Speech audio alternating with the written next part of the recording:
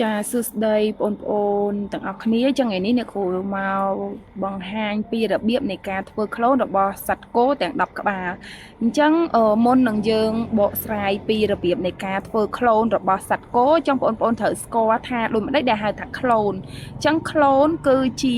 កោសិកាមួយដែលកើតចេញកោសិកាមួយក្រុមដែលកើតចេញពីកោសិកាមេតែមួយចាដែលមានព័ត៌មានសេនេតិកដូចគ្នាបេះបិទចាអញ្ចឹងមានន័យថាក្លូនហ្នឹងគឺជាកោសិកាមួយក្រុមគឺកោសិកាច្រើនណាដែលកើតចេញពីកោសិកាមេតែមួយទេហើយកោសិកាមួយក្រុមហ្នឹងគឺវាមានផ្ទុកនៅព័ត៌មានសេនេតិកដូចគ្នាបេះបិទចាអញ្ចឹងហ្នឹងគេហៅថាក្លូនអញ្ចឹងអ្នកគ្រូឧទាហរណ៍ទៅលើក្លូនដែលបងប្អូនងាយយល់មានដូចជាកូនភ្លោះទាំងអស់គ្នាណាចាស្គាល់កូនភ្លោះទេអញ្ចឹងកូនភ្លោះនឹងឯងគឺជាក្លូនទាំងអស់គ្នាចាគឺជាក្លូន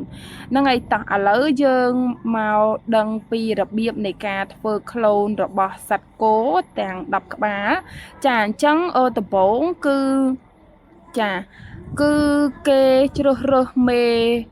គោដែលមានពូជល្អចាលុះត្រាតែពូជល្អព្រោះមនុស្សធ្វើដើម្បីទទួលបានទិន្នផលខ្ពស់ចាអញ្ចឹងគឺគេត្រូវជ្រើសរើសមេបាណាដែលមានពូជល្អដូចគ្នាដែរចាអញ្ចឹងមានពូជល្អមានន័យថា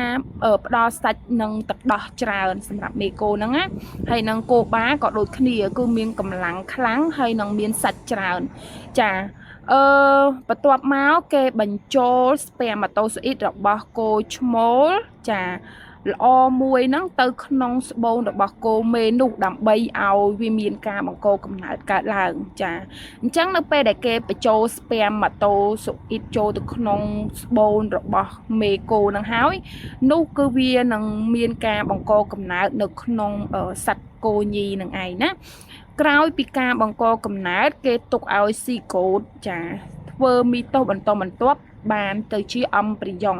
ដែលអំប្រយ៉ងហ្នឹងគឺគេសន្មត់ត្រឹមតែកោសិកា32ឯងមានន័យថាគេទុកឲ្យវាធ្វើការបង្កកំណើតដែលបង្កើតបានស៊ីកូតហើយលូតលាស់ទៅជាអំប្រយ៉ងធ្វើ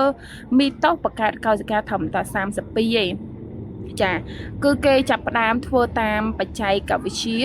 ដើម្បីគេចែកយកអំប្រយ៉ងហ្នឹងចេញពីមេគោចាគេដកយកអំប្រយ៉ងហ្នឹងចេញពីមេគោហើយដកយកនវាយយកចេញពីកោសិកាទាំង10មានន័យថាក្នុងចំណោមកោសិកា32របស់អំប្រយ៉ងនៃការបង្កកំណើតរបស់មេគោហ្នឹងគឺវាគេត្រូវដកយកតែកោសិកា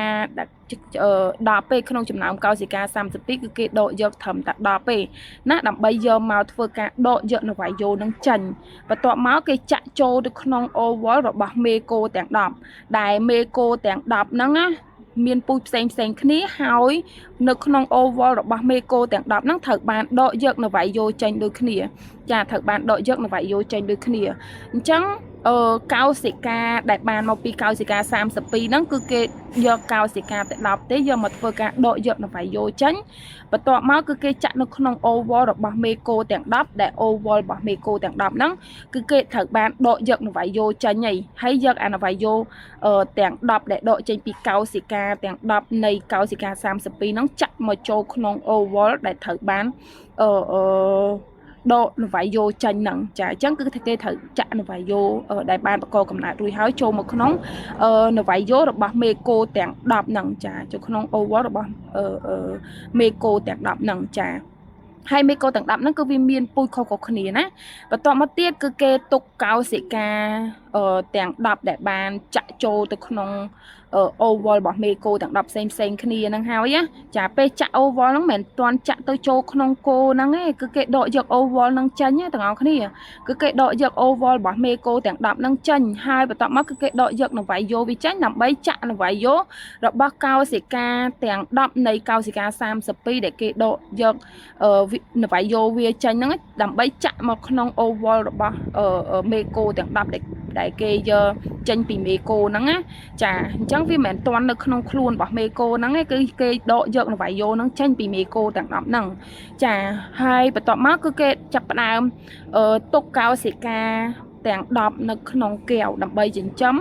ហើយឲ្យវាធ្វើមីតោសបន្តបន្ទាប់ដើម្បីខ្លាយទៅជាអំប្រយ៉ងដែលមានកោសិកា32ព្រោះដោយសារអំប្រយ៉ងដែលមានកោសិកា32ទើបអាចចាក់ចូលទៅក្នុងស្បូនរបស់មេកូទាំង10នឹងទៅវាអាចភ្ជាប់ស្បូននឹងបានណាអំប្រយ៉ងអាចលូតលាស់នៅក្នុងស្បូននឹងបានបើមិនចឹងទេគឺអំប្រយ៉ងនឹងអត់អាចធ្វើការលូតលាស់បន្តបានទេហ្នឹងហើយអញ្ចឹងបន្តមកគឺគេយកអំប្រយ៉ងដែលបានចំហ្នឹងគឺចាក់ចូលទៅក្នុង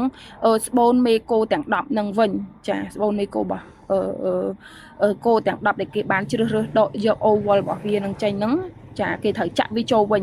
ក្រោយមកទៀតមេកូទាំង10ខាងលើហ្នឹងគឺបានបង្កើតកូនគោ10ក្បាលដែលមានលក្ខណៈដូចគ្នាទោះមេកូទាំង10ហ្នឹងវាមានពូជផ្សេងគ្នាក៏ដោយប៉ុន្តែនវៃយោវាគឺចេញពីអាកោសិកាទាំង10នៃអាកោសិកា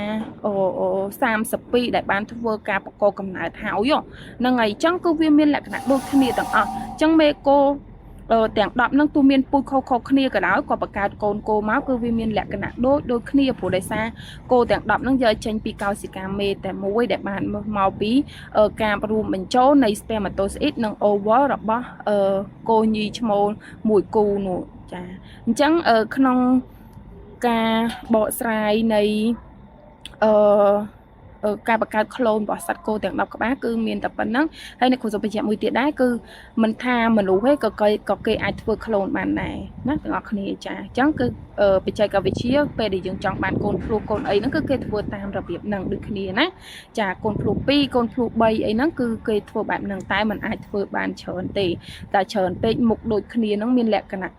ដូចគ្នាទាំងអស់គឺវាអាចនឹងមានហានិភ័យចំពោះមនុស្សកើតឡើងចាអញ្ចឹងវីដេអូនេះគ្រូមានប៉ុណ្ណឹងចាបាយបាយបងប្អូនទាំងអស់គ្នាជួបគ្នានៅវីដេអូក្រោយ